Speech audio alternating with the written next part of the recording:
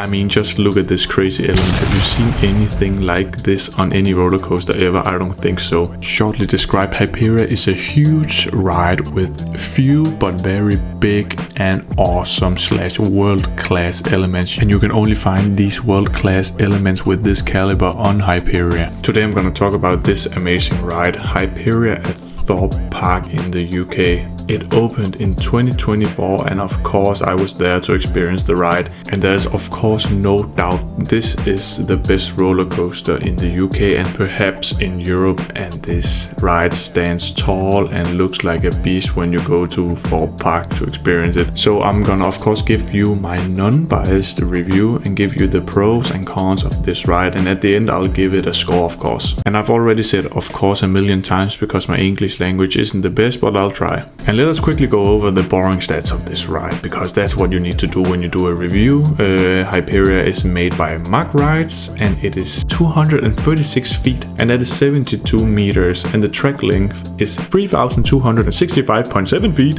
and that is 995.4 meters, and it reaches a total speed of 120 kilometers per hour, and that is just about 80 miles per hour, to be exact 79.5 miles per hour. And of course a big thank you to Coaster Talk Songs for this awesome off-ride non-copyright footage. I'll leave the link in the description to this awesome channel. Now let us quickly go over the theming and the menacing look of this ride. The gold and white track on this ride looks amazing. Of course the vehicles also look really cool with the gold-plated what? I don't know, gold-plated train, yes. And I mean there's a lot of gold if you look at the off-ride footage. The cattle pens are gold, the station are gold and black, the train it's gold, and the track is also gold. So there's a lot of gold.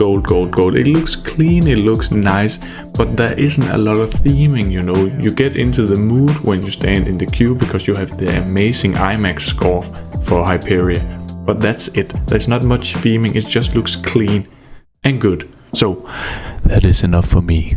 The visuals and sounds are really great when you're in the train station for Hyperia, and the dispatch sound is awesome, and there's also light effects and smoke going out of the station that only builds up the hype even more. Well, now we've covered all the bits that isn't the ride experience, so hopefully you're still here. So let's talk about the most important thing about Hyperia and what we're here for, the review main. So I'm gonna of course give you a detailed description of every track element of this ride, and that's of course not very original. Every other roller coaster enthusiast that gives a review does this, but let's keep on going. I'm very special, yes. First element of this ride is a sudden turn, a very slow turn, but it bangs you, and that's actually very nice. It bangs you enough to experience something that builds up the ride experience before the lift hill, so that's of course an amazing pre-lift element.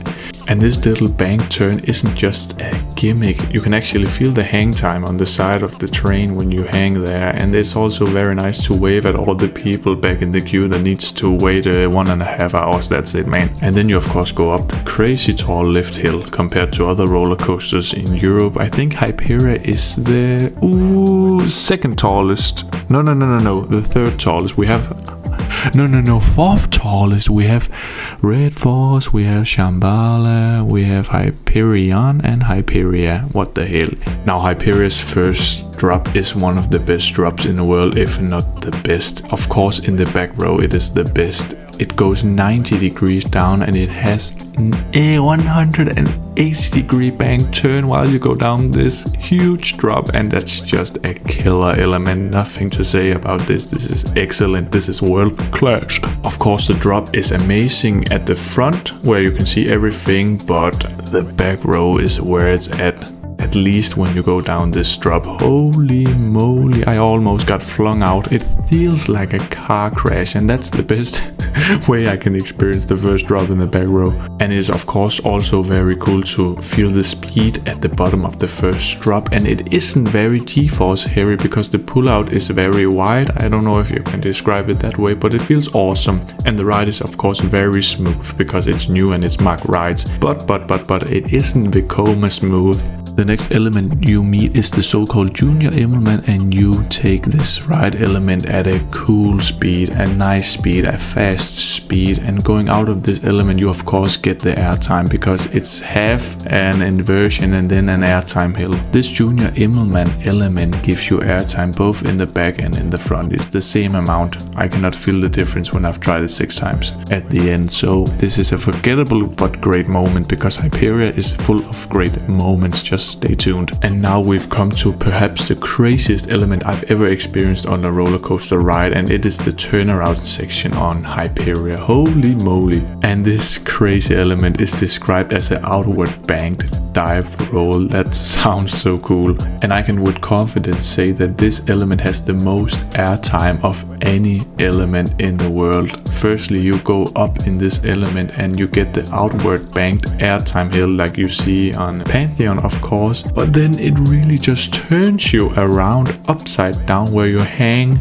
and then you go downward into this spiral roll and your bum is out of the seat. Holy moly again, I cannot say the other word, of course. The crazy airtime whip you get going into this crazy element is a bit like Steel Vengeance, but it is of course best experienced at the front row. This is where you get the most amount of ejector airtime, but you can also feel the ejector airtime at the back row. That's how powerful the airtime is going into this element, but it is best experienced in the front row. You get a lot more hang time in the back row, of course, because this is where you're gonna get the most amount of pull going out of the element and into the dive roll upside down. Now let's talk about the next big crazy world-class element, and that is the Hyperia stall / dive loop. You don't have much time after the turnaround section before you are turned upside down again, and this gives you crazy whip going in this element, both in the front and in the back. And this inversion is hands down the best stall element I've ever tried on a roller coaster. I've yet to ride Gotham City Escape and Voltron, but I don't believe they have as good as a stall as Hyperia. It really just feels like you're hanging there forever. It actually feels unreal how much time you have when you're stalling up there. It almost feels like you're going backwards again. When you pull out of the dive loop / stall, you come to one of 2 sad parts of Hyperia, and that is of course the trims, where you'll get a cool splashdown effect, and that's pretty sad because you can really feel that these trims hit really bad on this ride. This trim break really hits hard, but that is of course for safety reasons, so I'm not gonna complain anymore about the trims. And then you meet the second to last element of Hyperia, and that is the outward banked wave turn, which gives great amount of airtime, especially in the front row of this train. That's where you get the most amount of ejector airtime, and in the back you can mostly feel the pull out,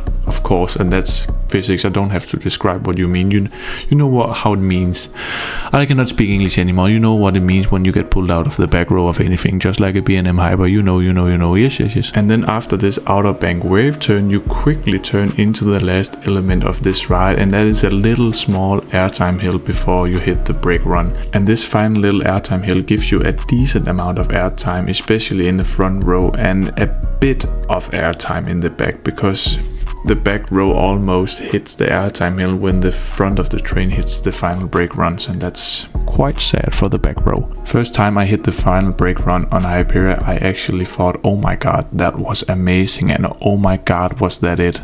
And this leaves us to the only cons I have to give this ride, and first of all, that is the trim. It really hits, and then the length of this ride layout. It could have had maybe a few more airtime hills and then a small helix or something like that. That would have, oh my goodness, that could have been my #1 coaster overall. But we also have to give congrats to Mack Rice and Thorpe Park for creating this monster and very special roller coaster on this small footprint that they have to work with. And now I'll quickly summarize the pros of this ride experience. The soundtrack is amazing, the hype in the station is amazing, the first drop is world class, the turnaround section is world class, one of the best elements I've ever ridden. The stall / dive loop is world class, and then after that you hit the trims and you get sad. And now this leaves me with the final review of this ride. I need to give it a score from 1 to 10, and I am a bit confused. I don't know if I'm gonna give it a 9